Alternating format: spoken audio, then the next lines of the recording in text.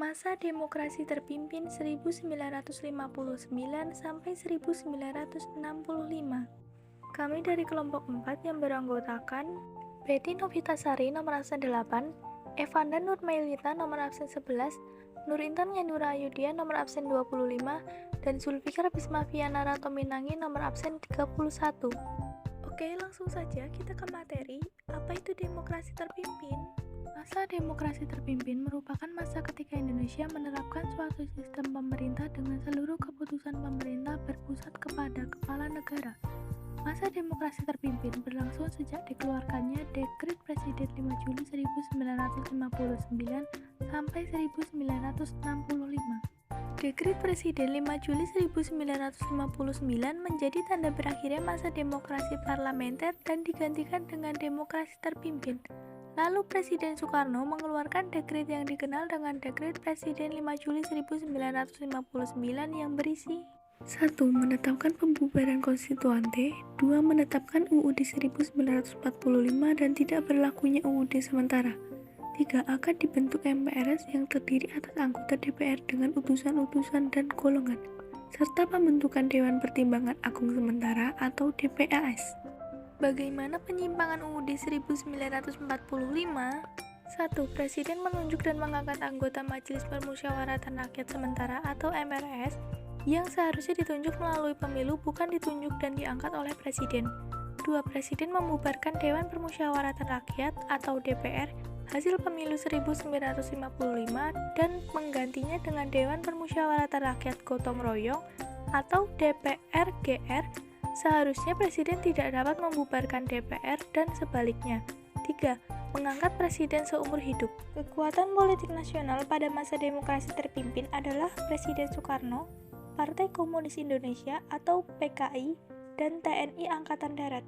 Apa itu politik luar negeri bebas aktif? Politik luar negeri bebas aktif artinya bangsa Indonesia bebas bekerja sama dengan negara lain tanpa memihak pada salah satu blok dan ikut serta aktif dalam usaha mewujudkan perdamaian dunia. Kita dapat lihat di samping terdapat prinsip politik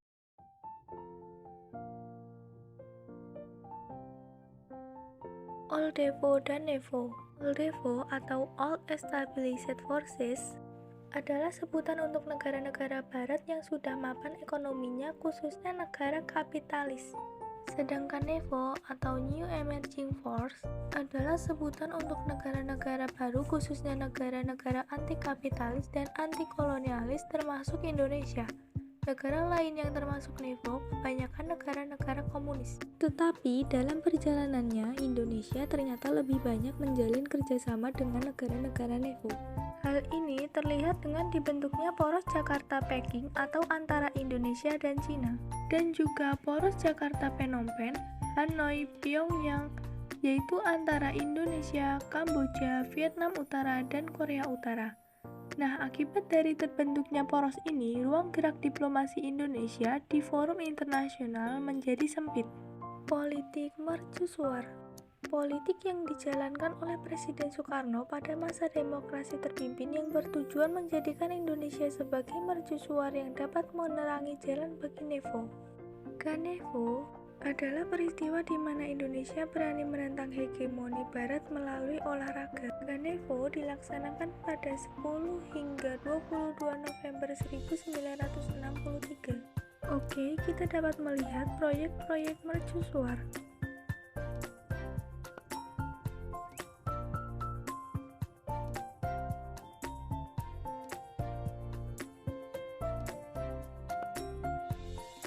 Indonesia dalam gerakan non-blok resmi berdiri melalui konferensi tingkat tinggi atau KTT tahun 1961 di Beograd, Yugoslavia, diprakarsai PM India Jawaharlal Nehru, PM Ghana Kwame Nkrumah, Presiden Mesir Gamal Abdul Nasser, Presiden Indonesia Insinyur Soekarno, dan Presiden Yugoslavia Josip Broz Tito. Tujuan pendirian non-blok: A. Menentang imperialisme dan kolonialisme. B. Menyelesaikan sengketa secara damai. C. Mengusahakan pengembangan sosial ekonomi agar tidak dikuasai negara maju. D. Membantu perdamaian dunia dan berusaha meredakan ketegangan antara Amerika Serikat dengan Uni Soviet. Konfrontasi dengan Malaysia. Konfrontasi Indonesia dengan Malaysia Indonesia 1963 sampai 1964, pembentukan Federasi Malaysia oleh Tengku Rajman 27 Mei 1961 didukung oleh Inggris. Filipina menentang pembentukan Federasi Malaysia karena memiliki keinginan atas wilayah Sabah di Kalimantan Utara. Sedangkan Indonesia menentang karena menganggap pembentukan Federasi Malaysia merupakan proyek neokolonialisme Inggris yang membahayakan Indonesia. Pembentukan Federasi Malaysia tanggal 16 September 1963 menimbulkan reaksi dari bangsa Indonesia. Puncak konfrontasi dengan Malaysia ditandai dengan keluarnya dua kurang, yaitu 1. Perhebat ketahanan revolusi Indonesia. 2. Bentuk perjuangan rakyat Malaya, Singapura, Sabah, Sarawak, dan Brunei untuk menggagalkan negara boneka Malaysia.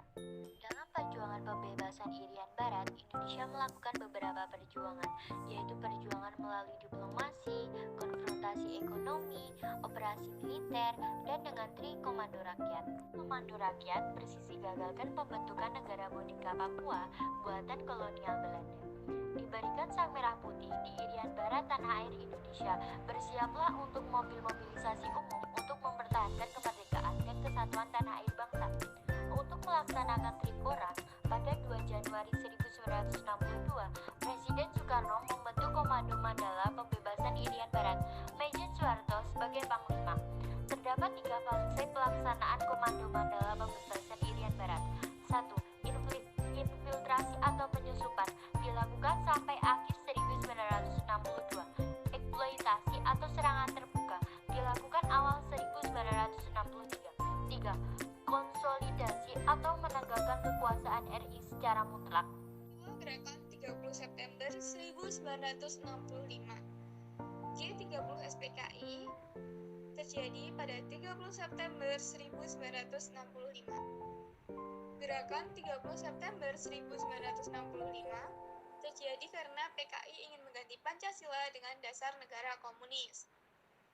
Dan untuk mencegah itu, diadakan operasi penumpasan berupa menginsyafkan satu kesatuan yang dimanfaatkan oleh PKI, merebut studio RRI dan kantor-kantor besar Telkom dipimpin Kolonel Sarwo Edi Wibowo dari RPKAD, gerakan pembersihan terhadap tokoh-tokoh yang terlibat langsung maupun yang mendalam.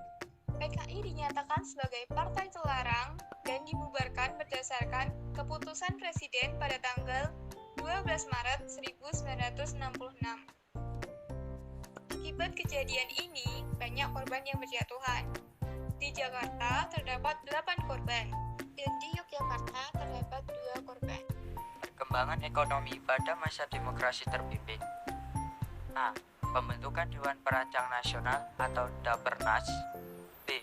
Devaluasi mata uang rupiah, bertujuan untuk kebijakan devaluasi dan pembekuan simpanan untuk mengurangi banyaknya uang yang beredar demi kepentingan perbaikan keuangan dan perekonomian negara.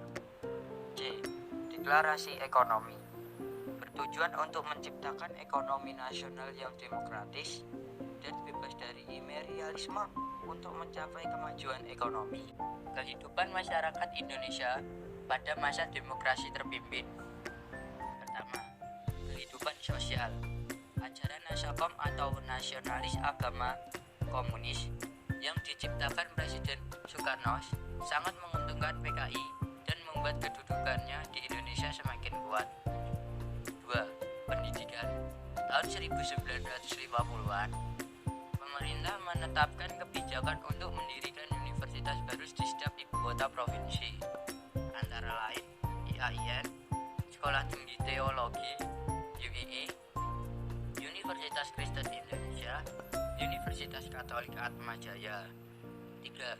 Kebudayaan. Muncul Lembaga Kesenian Rakyat atau LEKRA milik PKI, Lembaga Kesenian Nasional milik Partai Nasional Indonesia, Lembaga Seni Budaya Muslimin Indonesia atau LESBUMI milik Nahdlatul Ulama, dan Himpunan Budayawan Islam milik Masyumi. Ekspektasi pada masa demokrasi terpimpin. Menciptakan kehidupan berdasarkan pada permusyawaratan dan perwakilan. Realita pada demokrasi terpimpin. Presiden ingin menjadi yang paling berkuasa di Indonesia.